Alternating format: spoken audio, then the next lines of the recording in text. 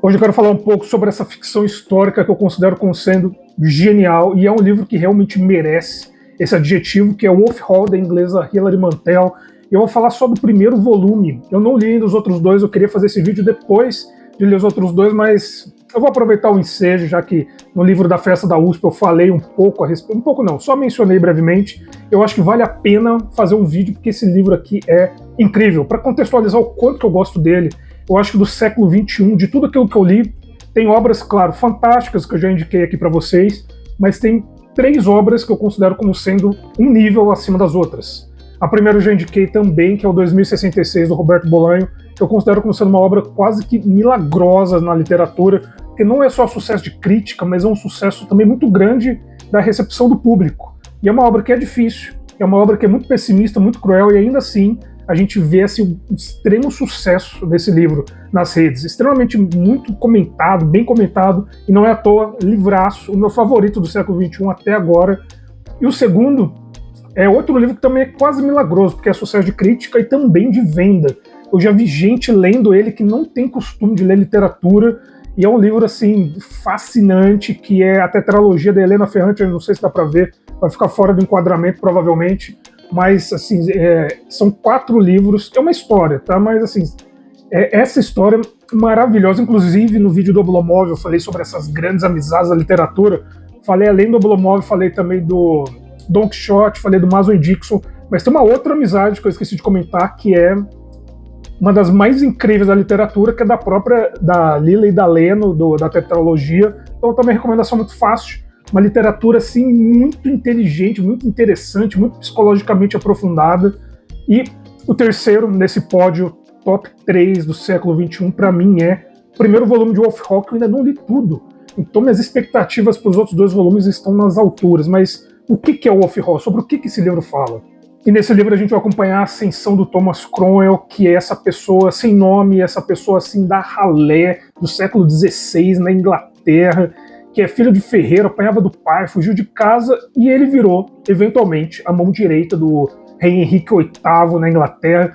Então ela faz com que essa ascensão se torne extremamente crível, extremamente interessante, através do desenvolvimento intelectual e psicológico desse personagem fascinante, que é o Thomas Cromwell, da Hilary Mantel, tá? Para deixar isso bem claro, eu não sei o quão fiel é essa história, a história real do Thomas real, mas o que importa é que ela transforma isso em algo extremamente engajante, interessante. É uma história contada muito em corredores, nesses quartos escuros, com a luz da vela bruxuleando, essas tramas que são feitas durante banquetes, durante festas, que ela torna algo extremamente interessante, extremamente crível, mas também extremamente humano. E é aí que mora a beleza desse livro, porque é uma ficção histórica, mas é uma ficção histórica muito inteligente. E se você tem algum pé atrás por ser uma ficção histórica, não tenha. Não tenha, porque está entre as grandes ficções históricas, junto com Mason e Dixon. Tá certo que ele não é tão psicodélico, tão neurótico quanto o Pynchon, e igual Memórias de Adriano, também outra grande ficção histórica. Esse aqui está no pódio, com certeza absoluta. É um livro de diálogos, de ações, de descrições fascinantes.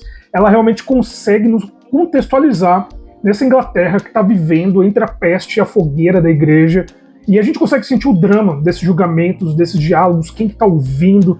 São esses acordos que são fechados com sinais, com frases muito cortantes, com pequenos detalhes que os personagens têm que perceber, porque a vida deles muitas vezes pode estar correndo risco.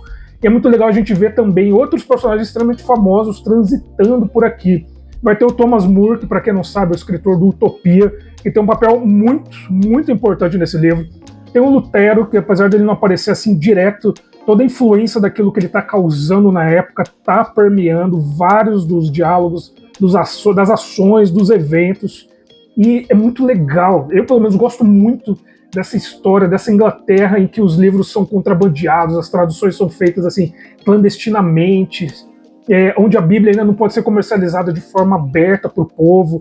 É muito interessante, muito inteligente, muito engajante, na minha humilde opinião. E assim, não dando muito spoiler da trama, mas assim, é evento real, tá? É fato, você provavelmente já viu isso na escola, mas se você não sabe que foi o Thomas Cromwell que participou disso, você sabe pelo menos os eventos que isso causaram, mas isso está naquela época em que o Henrique está tentando se divorciar da Catarina, que é uma rainha extremamente popular, que foi a esposa do irmão dele, que ele assumiu depois que o irmão dele, o Arthur, morreu, e ele tá querendo trocar ela pela Ana Bolena, e através dessa troca que a igreja não está aceitando, é que o Thomas Crown ele começa a ver essa possibilidade de que ele ganhe voz, de que ele ganhe presença nessa corte. É um livro recente, ele é de 2008, se eu não me engano, 2009, então assim, é uma criança no mundo literário, mas ainda assim, esse Thomas Crown é um personagem brilhante, extremamente engajante, extremamente complexo, que é o que a gente gosta. A gente gosta desses personagens torturados, mas extremamente inteligentes, que não ofendem a nossa inteligência. Eu vou voltar a falar de Wolf Hall depois escolher o segundo volume, depois escolher o terceiro volume, mas mesmo sem o auxílio do resto da história, eu já coloco esse primeiro volume aqui como uma das grandes obras literárias do século XXI. E o páreo não é fácil, tá? Eu já indiquei aqui livros que eu considero maravilhosos, mas esse aqui eu acho que tá um pouco abaixo de 2066, e talvez depois de eu ler o segundo e o terceiro volume ele fique paro a paro com a tetralogia da Helena Ferrante, mas ainda assim, indicação extremamente fácil. E aproveitando esse vídeo, eu também queria agradecer algumas menções que foram feitas ao meu canal, ao amigo aí, Lucas Lins, valeu pela menção, espero que você goste do livro do Coboab. Se você não gostar, inclusive, faça um vídeo comentando. Eu queria agradecer também ao Rei dos Livros Clássicos, que para quem não conhece, provavelmente você já deve estar seguindo ele, se não segue, vale muito a pena, que é um canal muito bom para você que está começando a entrar nesse mundo de literatura, de clássicos, de livros mais antigos, porque as recomendações dele fogem do comum, foge desses livros que a gente aprende na escola, e é muito interessante, é muito gostoso a gente ver alguém falando desses livros com muita paixão, com muito conhecimento.